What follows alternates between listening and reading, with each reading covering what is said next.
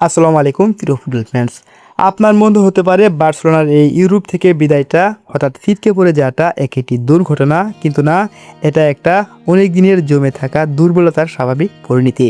দুই লেগ মিলিয়ে পুরো দল তালমাতাল। দলটা বারবার একই জায়গায় গিয়ে ধাক্কা খাচ্ছে, একই সমস্যায় ভুগছে, একই ভুল বারবার করছে। বার্সেলোনার শুরুর দিকটা সবসময় বার্সেলোনার মতোই ছিল। বল নিজেদের পায়ে ধরে রেখে খেলা নিয়ন্ত্রণ করে মাঝ মাঠে আধিপত্য করছিল, প্রতিপক্ষকে নিজেদের হাফে আটকাতে পেরেছিল। প্রথম লেগে তো এই বিষয়গুলো খুব পরিষ্কার বোঝাই যাচ্ছিল।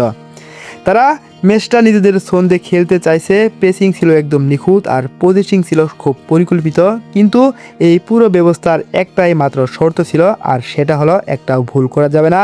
আর সেই জায়গায় এসে সব কিছু ভেঙে পড়েছে। একের পর এক ভুল ডিসিশন, ডিবক্সে গিয়ে শট নিতে দেরি করা এবং কি প্রতিপক্ষ ডিফেন্ডারের কাছে নিজেকে লুজ করা। আর যখন নিজেদের পা বলছিল তখন কোন দিক থেকে অ্যাটাক সাজাবে, এইসব পরিকল্পনার অভাবে ম্যাচ হেরেছে বার্সেলোনা। লাস্টম্যান ফাউল থেকে পাওয়া লাল কার্ড পুরো ডিফেন্সিভ কাঠামোর ভাঙচুরের প্রতিচ্ছবি। হাইলাইন ডিফেন্স নিয়ে খেলতে গেলে পেছনে যে ফাঁকা স্পেস তৈরি হয় সেটাকে ঢাকতে দরকার সঠিক টাইমিং আর সিদ্ধান্ত নেওয়ার ক্ষমতা। আর বার্সেলোনার ডিফেন্ডাররা বারবারই সেই পরীক্ষায় ব্যর্থ হয়েছে। দ্বিতীয় লিগে এসে সেই দুর্বলতা আর লুকানোর সুযোগ পায়নি তারা। খেলার গতি যত এগিয়েছে বার্সেলোনার ডিফেন্স ততটাই অগোছালো হয়ে পড়েছিল। ট্রানজিশনের সময় পজিশন ঠিক রাখতে পারে না, একের পর এক ভুল করেছে, একের পর এক 1 ভার্সেস 1 সিচুয়েশনে পিছিয়ে পড়েছে। এত ভুল, এত মিস, বলার ভাষা খুঁজে পাচ্ছি না। ছোট দলের বিপক্ষে এই ভুলগুলো কখনো ধরা পড়ে নাই, কিন্তু বড় মঞ্চে প্রতিটা ভুলের দাম দিতে হয়। মিডের নিয়ন্ত্রণ থাকা সত্ত্বেও সমস্যা ছিল খেলার গতিতে। গাভি একদম ব্লান্ডার আর পেদ্রি বল পায়ে ধরে রেখে ধীর করেছে খেলার গতি। বিশেষ করে যখন দ্রুত আক্রমণে যাওয়ার সুযোগ ছিল সেই মুহূর্তগুলো কাজে লাগাতে পারেনি বার্সেলোনা। আর সেই ক্রুশাল মোমেন্টে যদি সেই সুযোগগুলো কাজে লাগাতে পারতো, হাফ চান্স ক্রিয়েট করতে পারতো কিংবা বিগ চান্সগুলো কাজে লাগাতে পারতো, তাহলেই খেলার চেহারা বদলে যেত। আক্রমণ ভাগে আরও হতাশাজনক অবস্থা। একজন পারফেক্ট স্কোরারের অনুপস্থিত ছিল।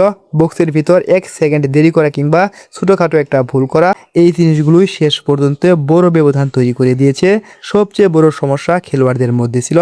এই দলে অনেক দক্ষ ফুটবলার আছে, কিন্তু এমন একটাও ডিফেন্ডার নাই যে চাপের মুহূর্তে দাঁড়িয়ে যাবে দেয়ালের মতো আর দলকে রক্ষা করবে, প্লেয়ারকে ইন্সপায়ার করবে। সবাই আমাদের প্লেয়ার, কিন্তু এই বাস্তবতাগুলো বুঝে না উঠতে পারলে ইউরোপের মতো মঞ্চে বারবার একই পরিণতি অপেক্ষা করছে আমাদের জন্যই।